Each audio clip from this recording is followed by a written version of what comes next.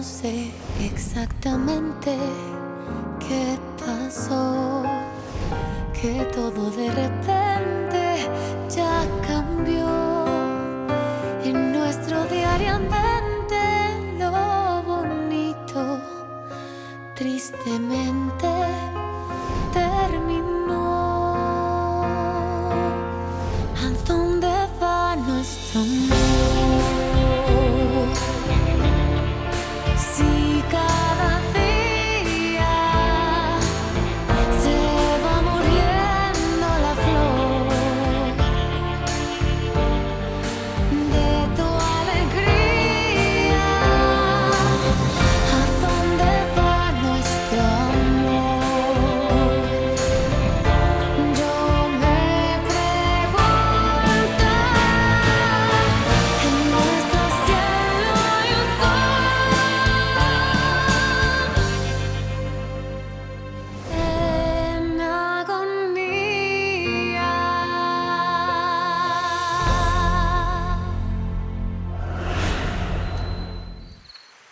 Anong problema, Iha?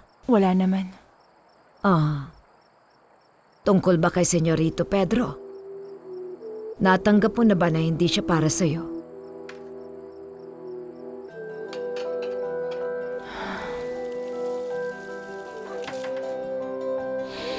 Opo. Sa wakas natanggap ko na rin na hindi pwede magtagpo ang mga mundo namin. Ano bang nangyari? Nakabalikan na ba sila ni Miss Aitana? Sana ganun ang nangyari. Ano ibig mong sabihin? Pasensya na. Ayoko muna itong pag-usapan. Okay, sige. Hindi na ako magtatanong ng tungkol doon. Basta ang alam ko lang, mas mabuti para sa'yo na wala kayong ugnayan ng iyong boss. Dahil iyon ay imposible.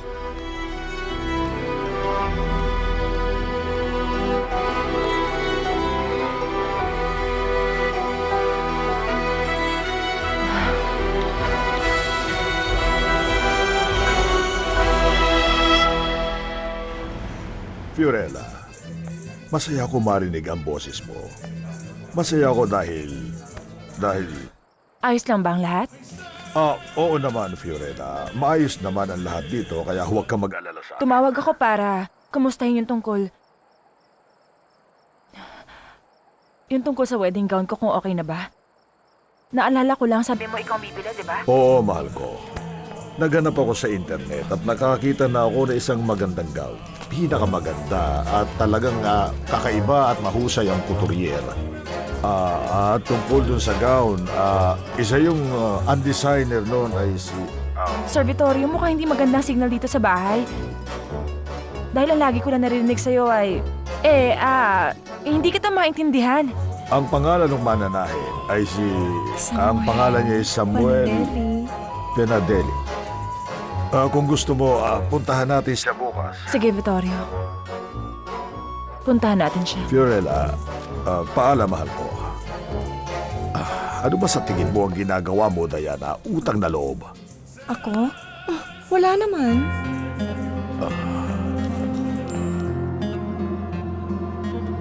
Aitana, ano bang feeling ng in love? Seryoso ka ba talaga o gusto mo na naman akong asarin, Roxana? Ay, ang sungit naman nito. Bakit ba hindi mo na lang ako sagutin? Bukang bibig mo, mahal na mahal ko si Pedro. In love ka talaga sa kanya. Luka-luka. Gusto ko lang kasi malaman kung paano pakiramdam nun. Alam mo, ang pakiramdam nun ay para bang nawawala ka sa katinuan mo. Para kang dahon na nililipad sa hangin.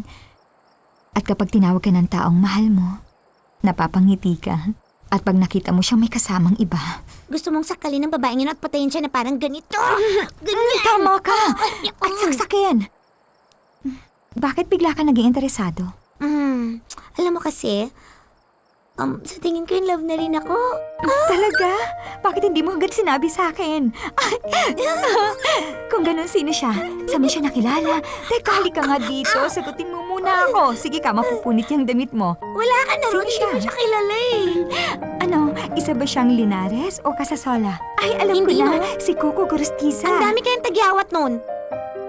Hindi ko sasabihin sa'yo kung sino siya. Dahil sa tingin ko hindi naman pwedeng maging kami. Bakit? Dahil ibang babaeng gusto niya. Naiintindihan kong sitwasyon mo. Kakaiba kasi ngayon si Pedro. Ewan, lagi niya akong iniiwasan. Sa tingin ko may dinidate siyang iba. At pagkatapos ipagwawalang bahala mo lang yon? Hello? Gumising ka nga. Anong gusto mong gawin ko? Kahit ano. Anong gusto mong gawin ko? Sumayaw sa harapan niya? Hindi naman yun ang ibig Ayoko. kong sabihin. Hindi ako magpapakababa ng ganun, no? Pero hindi mo ba naisip kahit minsan na dapat may gawin ka para sa kanya? At hindi magiging madali yun.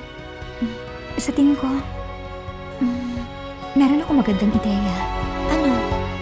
Sonia! Paano mo nagawa sabihin ng bagay na yun kay Fiorella? Ano problema? Ano ba nangyayari dito, Pedro? Sonia? Ano ba nagawa sa'yo ng asawa ko? Hindi ko alam, mahal ko. Kasi may malaking problema itong pinsan mo eh. Pasensya na. Di ko nakontrol ang sarili ko. Hindi kaya yun ay dahil lasing ka? Napapadalas kasi ang pag-inom mo nitong nakaraan. Kaya minsan hindi mo na alam ang ginagawa mo. Pedro, totoo ba yun? Dahil kung may problema ka sa pag-inom, pwedeng malagay sa peligro ang kumpanya. Hindi ako nakainom, Smaldo. Medyo wala lang ako sa sarili ko. Tandaan mo to. Lagi lang ako nakabantay sa'yo. Sonia, umalis na tayo. Sige, mahal ko.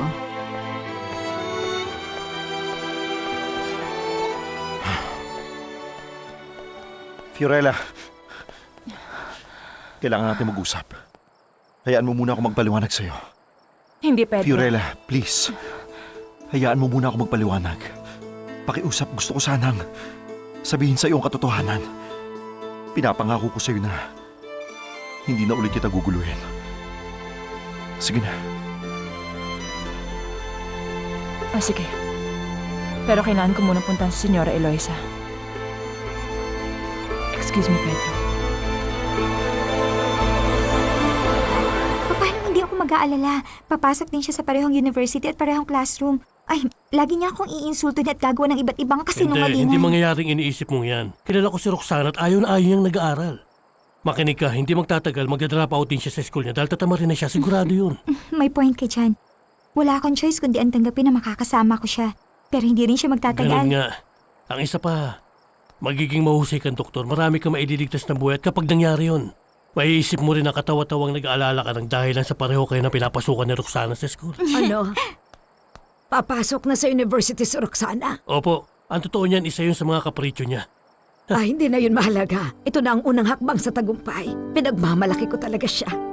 Kung magkakasundo kayong dalawa, sana makakuha siya ng inspirasyon na gumawa ng mabuti sa buhay niya.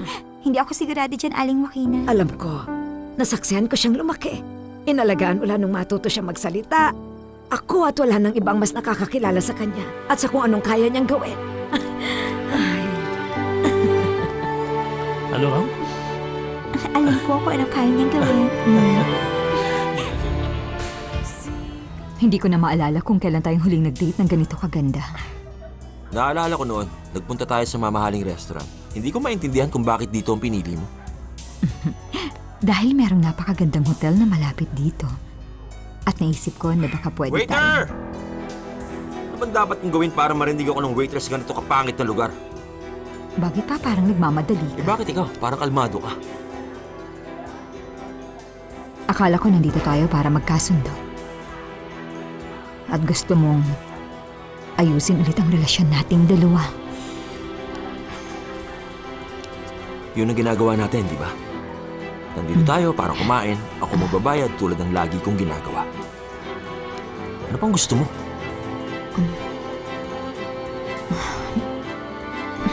Gusto ko mag-usap tayo. At maging tulad ng dati. Ang gusto ko lang ay makuha na ang aking order. Waiter!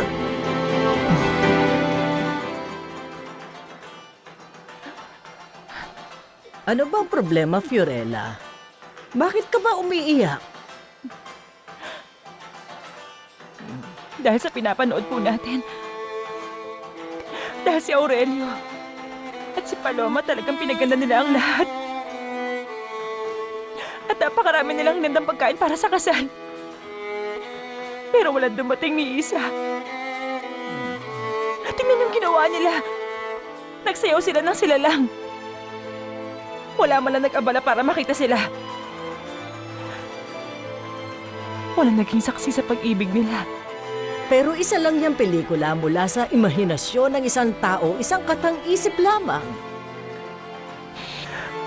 Makinig ka. Hindi ako naniniwalang umiiyak ka ng ganyan ng dahil lang sa malungkot na pelikula. Sabihin mo sa akin ang totoo. Ano ba Fiorella. nangyari?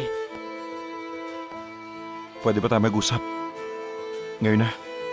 Pedro, wag mo siyang istorbohin. Hindi mo ba nakikitang nanonood kami? Mabuti kung makipag-usap siya sa'yo. Panay ang iyak niya. Mahilig kasi kami manood ni Papa noon ng Mexican films. Kaya natutuwa ako magsalita ng Espanyol. Kaya ganun na lang ang lungkot ko na mapanood ko ang pelikula. Ah, ganun Pero ba? hindi naman lahat ng love stories ay puno ng drama. Meron din namang simple lang. May katuturan. At masasaya. Tama. Simple at may katuturan na love story tulad ng sa inyo ni Aitana. Hindi ko maintindihan kung bakit pinapahirapan mo pa. Para naman kayo sa isa't isa. Bakit hindi natin tanongin si Sir Pedro? Baka naman may iba siyang mahal. Imposible. Dahil kung totoo yon, matagal na niya itong sinabi sa akin. Ano, Pedro? Sinabi sa akin noon ng papa ko na ang mga lalaki niya sa pelikula at sa totoong buhay ay walang pinagkaiba. Parehong manloloko at puno ng misteryo. Naniniwala ako sa papa mo dahil karamihan nga na lalaki ay ganoon. Pero ibahin mo ang aking apo dahil para siyang isang bukas na libro. Iho, pakiusap. Hayaan mo na lang muna kaming tapusin ang pelikula. Malapit na rin ito matapos. Sige po, Lola. Maiwan ko na po kayo.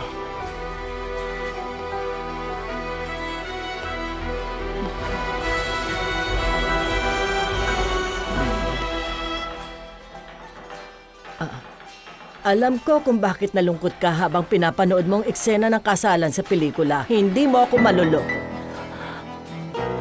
Ano po? Dahil naalala mo lang ang engagement niyo ni Vittorio.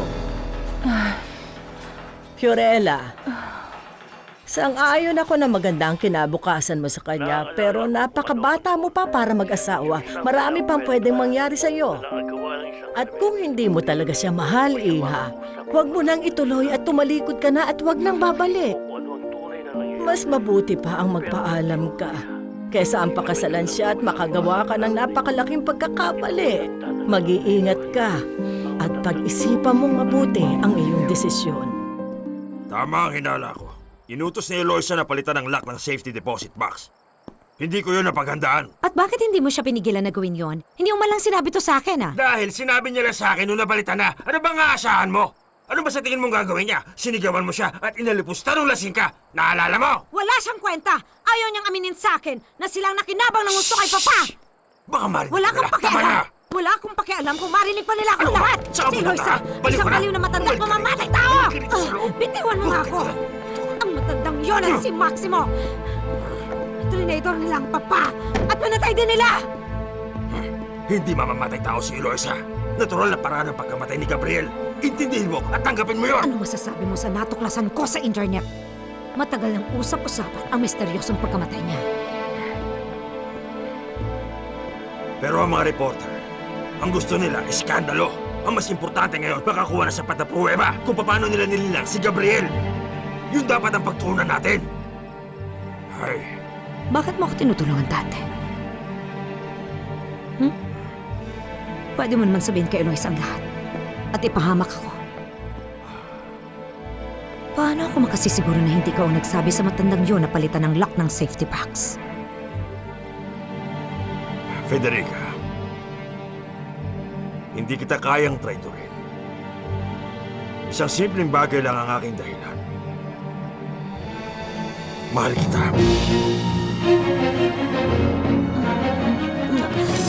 Oo, tama ka, Dante. Hindi ko alam bakit nasabi ko ang mga yon. Meron akong tiwala sa'yo.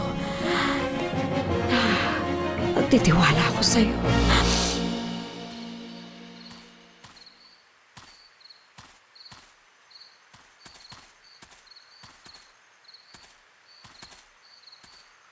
Bakit malungkot ka? Ay, ano ginagawa mo rito? Nakita kita at naisip kong kumustahin ka. Naistorbo ba kita? O may hinihintay ka? Wala naman. Ang totoo, masaya akong makita ka. At gusto ko mag-sorry dahil bigla na lang ako umalis kaninang umaga. Dahil kailangan mo magtrabaho. Huwag kang mag-alala, naiintindihan ko. Siya nga pala. Nakita ko sa mga lumang gamit ko.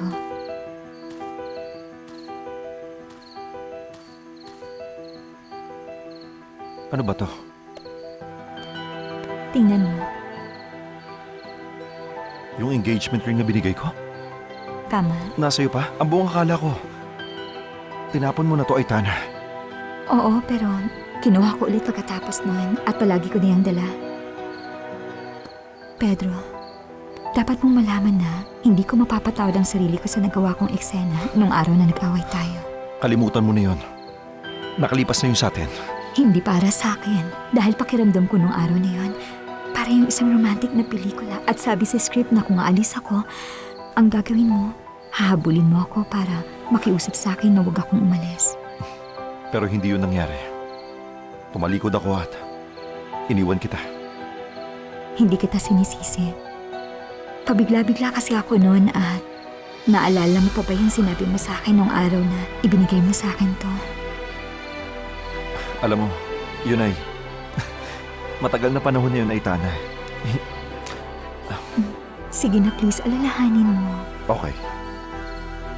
Naalala ko na. Sobrang kaba at pinapawisan ng mga kamay ko. Akala ko nga mabibitawan ko yung singsing eh. Pagkatapos, inilabas ko to sa box. At sinabi ko na pinagawa ko to para sa'yo. Sa'yo lang.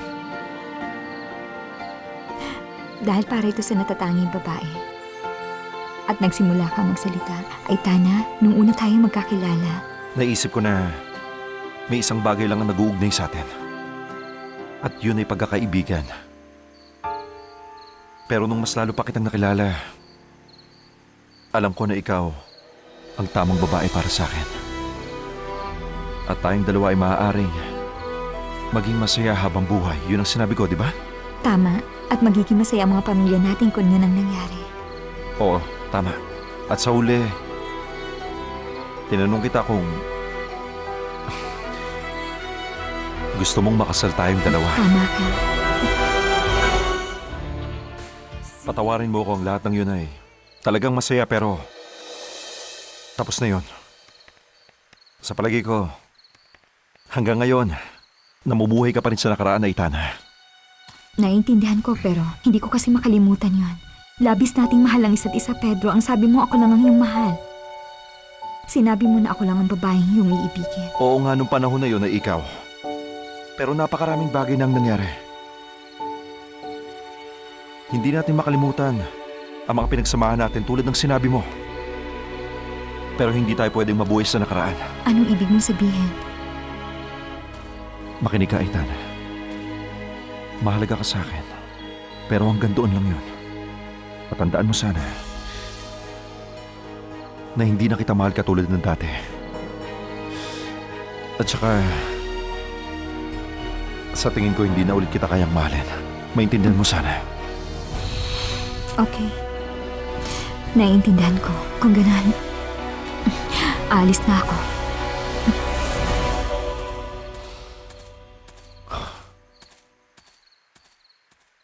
Nasaan na ba si Fiorella? Nasaan na ba siya? Salamat sa pagdating, kaibigang Reynaldo. Sa totoo lang, Senyor Vittorio, nininervyos ako ngayon. Sabihin niyo sa akin. Sabihin mo para matapos na. Ano na naman ba ang ginawa ni Benito? Wala naman, wala siyang ginawang masama. Eh kung gano'n, bakit niyo ako pinapunta para kausapin? Dahil sa aking palagay, mukhang makakagawa ako ng kalokohan gaya ni Benito. Teka, sandali lang. Patawarin niyo ako, Senyor Vittorio. Wala akong naiintindihan sa sinabi mo kahit hindi ka nagbanggit ng kahit isang salitang Italyano. Ganito kasi kaibigan Reynaldo. Maraming salamat. Please. Cheers, Cheers kaibigan. din sa inyo, Senyor Vittorio. Makinig ka, napakalaki kasi ng tiwala ko sa'yo. Gusto kong malaman mo at sabihin ang nararamdaman ko.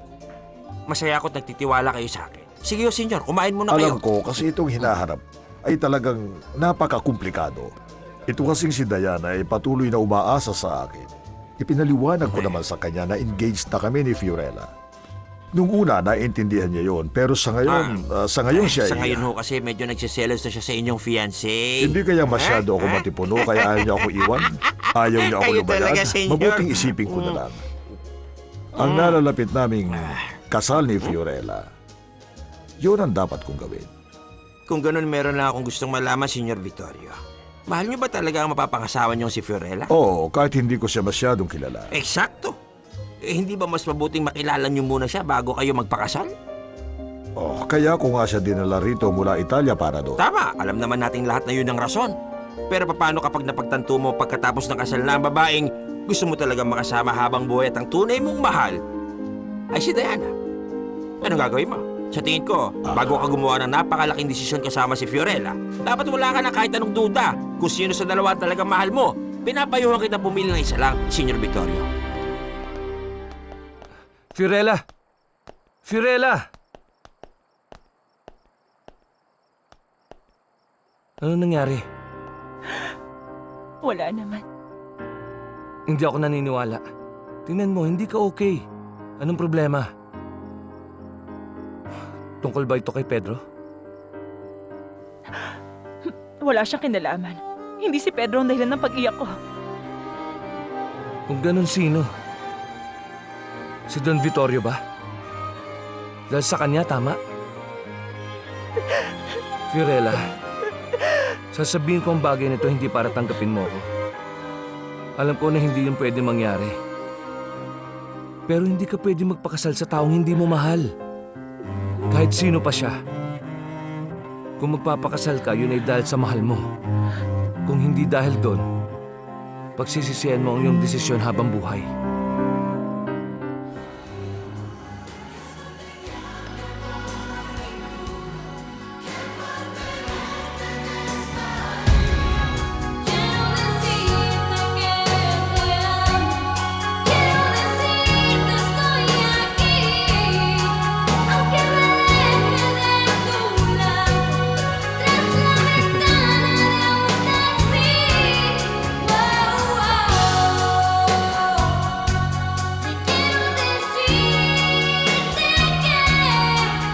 Naisip ko na ikaw ang pinakagwapong lalaki sa buong mundo.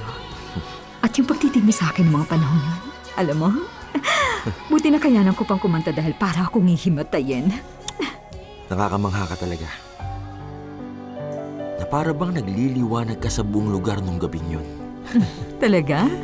Dahil siguro yan sa ilaw sa stage. Alam ko yun. Pero hindi ko talaga mapigilang tignan ka. Ganon din ako. At isa pa, napakabait mo talaga sa akin. Nasa akin ang iyong atensyon at isa kang maginoo. Isang mapanukso sa tingin ko. Para mapansin mo ko. Dahil ilang libong lalaki ang naglalaban para makuha ang atensyon mo nung gabing yun. Ay, sobra ka naman, hindi na magganong karami. Marami talaga. Pero nabihag mo talaga ako. Isa yung love at first sight. Tulad ng mga fairy tale, di ba?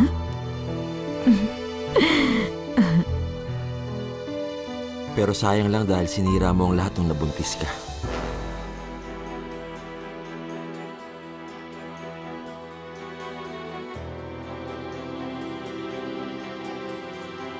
Ang kapal na mukha mo. Ipapaalala ko sa iyo na hindi ako mabubuntis na ako lang mag-isa. Malaki rin ang kinalaman mo rito. Aalis na ako at kung paalisin ka na nila, kunin mo na ang bill at bayaran mo. Hintayin kita sa kotse.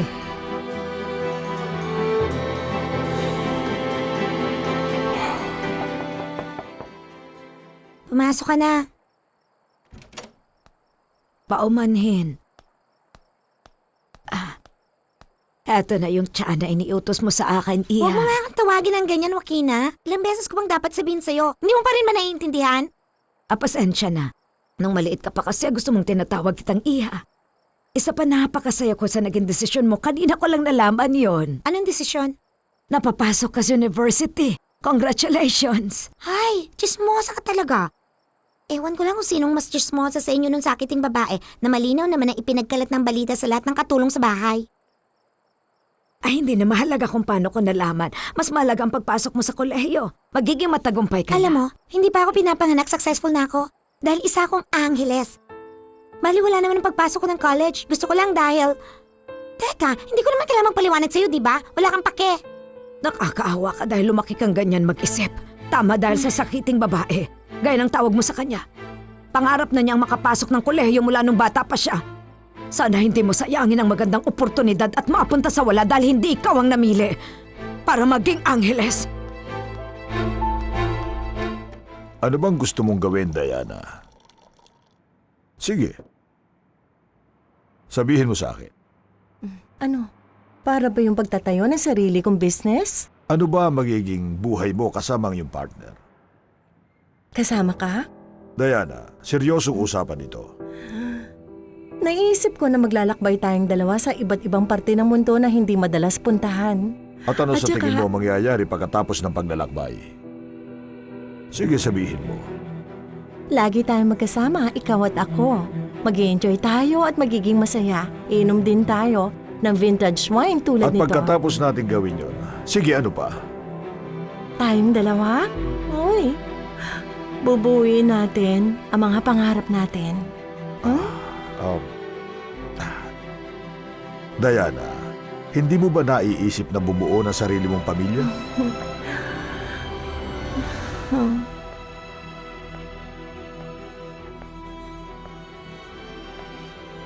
Ikaw, sapat ka na sa akin. Sandali lang. Nandiyan na ang taxi. Hinihintay ka na. Ay, Ah, pwede bang paalisin na lang natin? Kasi, kung gusto mo, pwede pa kitang samahan. hindi na. Salamat na lang. Pagod na ako. Sige na, umuwi ka na. Ay, ikaw ang bahala.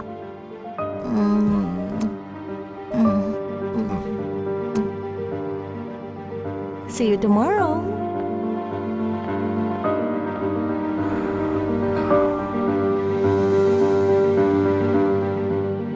Wala naman sa akin yung si Roxana.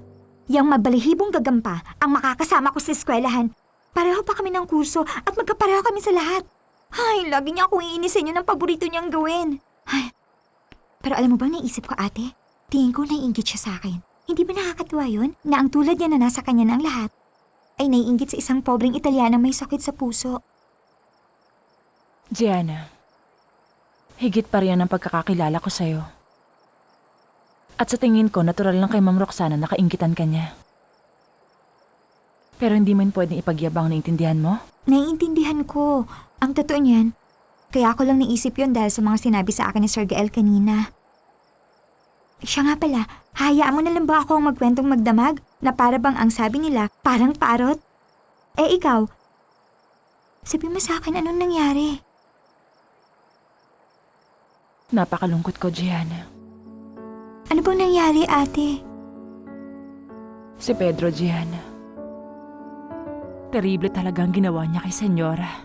Hindi senyora ang tawag sa kanya. Isa siyang, pasensya na hindi ko maalala ang tawag sa kanya, pero hindi maganda. Hindi na yun mahalaga. Magkasama sila. Sa lahat na lang ng babae, may kinalaman si Pedro. Nakita ko sila magkasama ni Aitana. Mas lalo lang ako nakukumbinsi na muntik na ako magkamali. Muntik na ako makagawa ng pagkakamali at itaya lahat para lang sa kanya. At huwag ka na ulit sanang gumawa ng maling desisyon o mas malaking pagkakamali para lang maligtas ka sa isang pagkakamali. Ano bang sinasabi mo? Ang pagpapakasal mo kay Don Vittorio. Nag-usap na tayo tungkol doon at hindi mo siya mahal. Gianna, pakiusap. Ayoko pag-usapan natin yan. O sige, hindi na akong ayaw mong pag-usapan, pero pag-isipan mong mabuti. Kung hindi pwede maging kayo ni Sir Pedro, hindi din kailangan na pakasalan mo agad si Don Vittorio. Pag-isipan mo, ate. Ang dahilan ng pagpapakasal mo sa kanya ay ang kalusugan ko. Pero okay na ako ngayon, ate. Ang mga amo natin ang nagbabayad sa gamot. Okay rin ang trabaho mo. Si Sir Gael naman ang tumutulong sa akin na makapasok sa university. Kaya huwag mong sabihin na itutuloy mo pa rin ang pagtupad sa kalokohang pangako na yun. Ante, huwag Dante. Ayoko, Dante. Tumigil ka nga. Tama na. Ano Ano ba? bang problema, Tama mahal na. ko? Ano bang problema, Ayoko ha? sabi eh. Bakit hindi? Dahil masyadong tuso ang matandang babae na yun, baka may nilagay siyang camera dito sa kwarto. Pero ako ang chief of security ng bahay. Tinitiyak ko sa'yo na walang kahit anong camera dito. Kahit na, hindi pa rin ako komportable. Magtiwala ka. Sinabi ko sa'yo walang camera dito sa loob. Sige Sinabi na. mo nga sa akin. Pero hindi ako makapag-focus sa kahit anong bagay ngayon, okay? Gusto ko lang na makuha ang impormasyon na yon. Impormasyon na kinakailangan ko. Ikaw ang bahala.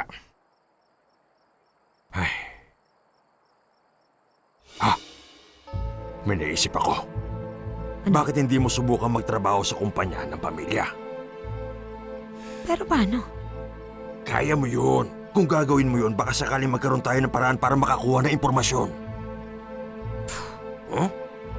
Hindi na rin masama ang naisip mo pero hindi ako papayagan na matandang yun na makapasok. Kay Eloisa hindi. Pero baka kay Pedro pwede. Sa palagay mo? Walang mawawala kung susubukan mo. At sa ganoon ding paraan, maaari mong kumbinsihin si Pedro na kumampi sa'yo. Sige na, mahal. No, Isang ayoko. halik lang. Anong kailangan mo sa akin? Iniintay kita. Bakit hindi ka dumating? Dumating ako. Bakit hindi ako pupunta? Pero nakita ko masyado kong abala kasama si Ma'am Aitana. Sabihin mo, Sir Pedro. Nagustuhan ba ni Ma'am Aitana yung singsing na regalo mo? Hindi, mali ang iniisip mo. Matagal ko nang binigay sa kanyang singsing na yon. At yung mga narinig mo, yun ang sinabi ko noong mga panahon na yun, Fiorella. At hindi sa pangkasalukuyan. Tama na, ayoko na makinig pa sa'yo! Nang tungkol kay Aitana o nang tungkol sa singsing. Mas lalo na yung tungkol sa nangyari kay Sonia. Sapat nang narinig ko na sumagot ka sa tanong ko, Pedro. Yun lang ang kailangan kong marinig. Alam mo kasi, hindi ko kasi maipaliwanag sa'yo ng mabuti sa dahilang hindi pa rin maliwanag sa akin ang lahat. Maniwala ka. Tama na! Mas madali yun para sa'yo, Sir Pedro. Para kasing tubig ang memorya ng isang lalaki. Hindi nagkakamali ka, hindi ganun yun. Sinusumpa ko, hindi ko alam ang nangyari. Nagsasabi ako ng totoo. Maniwala ka, pakiusap. Maniwala ka, Fiorella. Wala ka bang maalala, Sir Pedro? Wala. Kahit na isa. Wala dahil nag-away kami. Desperado na ako tungkol sa atin. Iniisip ko rin ang relasyon nating dalawa. Hindi ko magawang harapin. Nalasing ako. Hindi ko na nga kayang umakit sa kwarto. Pagising ko, nandyan na siya. Katabi ko, nakaiga. Ayoko na makinig pa sa'yo. Ayoko na marinig ang sasabihin mo. Pero kailangan natin Huwag ka na mag-usap. magpaliwanag sa Makinig ka, akin. pakiusap. Huwag ka na magpaliwanag. Kakalimutan ko na lang yon. Kalimutan mo na ako. Dahil aalis na ako. At wala ka na magiging balita sa akin. Ibig bang sabihin, magpapakasal na kay ni Vittorio?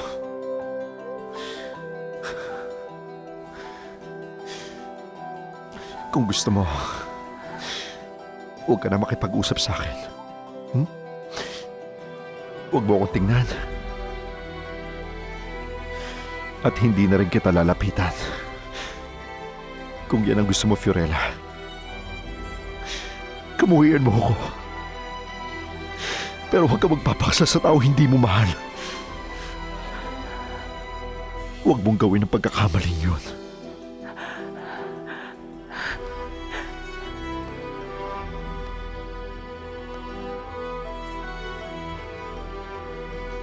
Hindi ako interesado sa kahit anong payo mo. Sir Pedro Angeles.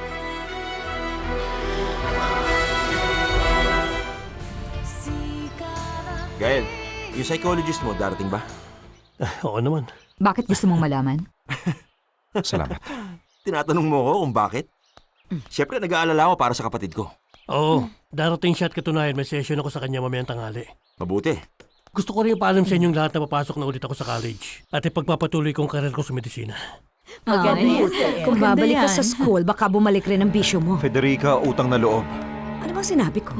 Maganda ang desisyon mo. Maraming Siya nga salamat. pala, nag-enroll din ako sa parehong university. Maraming Sigurado ka? Anong gagawin mo ron? Sige, pagtawanan niyo lang ako lahat. Papasaway ka Sa lang doon? ganung paraan, patutunayan ko sa bawat isa sa inyo na mali kayo. Ipakikita ko sa inyo na may pangarap din ako sa buhay. Sa katunayan, may mas maganda akong magagawa kaysa sa maupo lang at tawaging Angeles. Tulad ng isa rito. Sa palagay ko, yan ang Ang pinakamay magaling. katuturang sinabi mo simula pa nung natuto ka magsalita.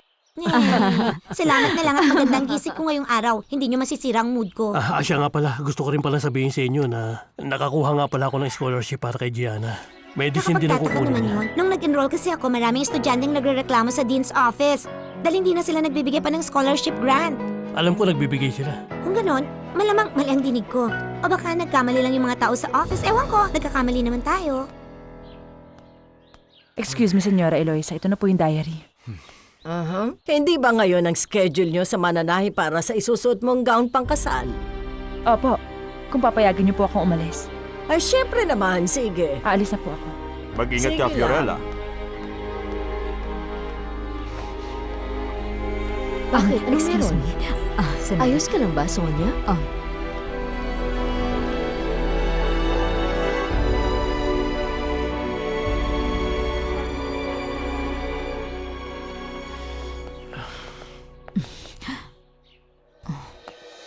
Kailangan natin mag-usap.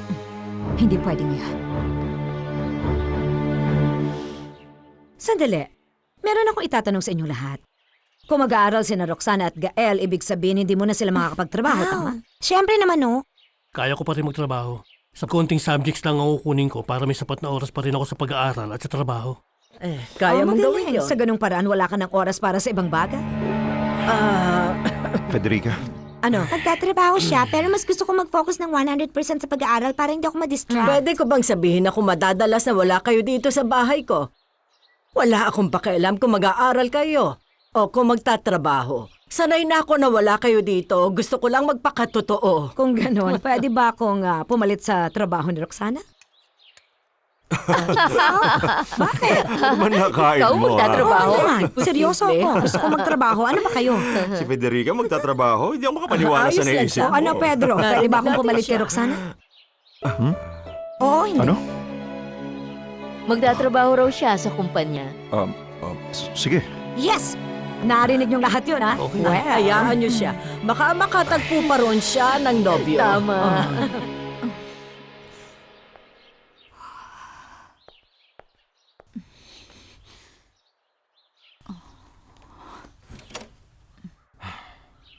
Ano bang nangyayari sa'yo?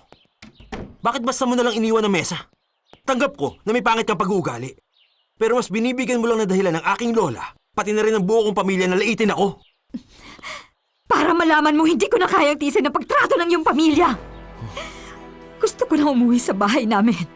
Hindi ko na kaya. Hindi ka uuwi, nababaliw ka na. Nakikiusap ako, Osvaldo. Intindihin mo naman ako. Hindi magandang trato ng mga tao sa akin dito. Lahat ng ginagawa mo ay masama. Gusto mo bang batiin kita sa mga pinagkagagawa mo hindi mo pinag-iisipan? Huwag mo akong pagsalitaan ng ganyan. Hindi. Alam ko kung paano makipag-usap sa isang estupida at sa kamalasan asawa ko pa. Matagal ka na nandito, pero hindi mo pa rin maintindihan ang lahat kung paano ang patakaran dito sa pamamahay. Siyempre naiintindihan ko, kaya nga gusto ko umalis pero ayaw mo akong payagan. Hindi mo pa ba narinig ang balita, ha?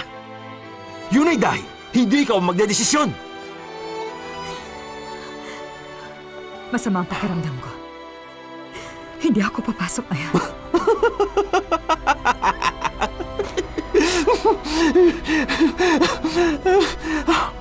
Hindi ka naman nila kailangan. Dahil isa kang walang kwenta. Walang magtsatsaga sa'yo kahit sino.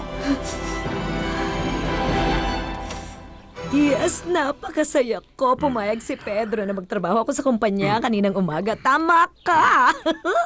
Di nga ba, walang mawawala kung susubukan mo lang. Tama, walang nawala. Sa katunayan, nakuha ko pa nga ang oportunidad na mahawakan ko ang mga mahalagang dokumento at makuha ang mga ebidensya na papabor sa atin.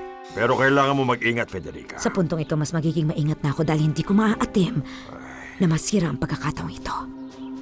Sigurado ako na magkakaroon na ako ng oportunidad para mapatunayan sa wakas kung paano pinagtaksila ng pamilyang Angeles ang kawawa kong ama.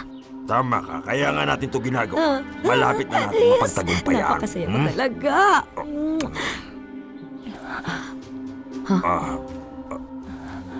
Nakita kaya niya tayo? Hindi ko alam. Sabi ko na nga pa kaya ayokong gawin ang mga ganito sa bahay. Ano? Naiinis ako sa'yo kapag ganyan ka. Sonia!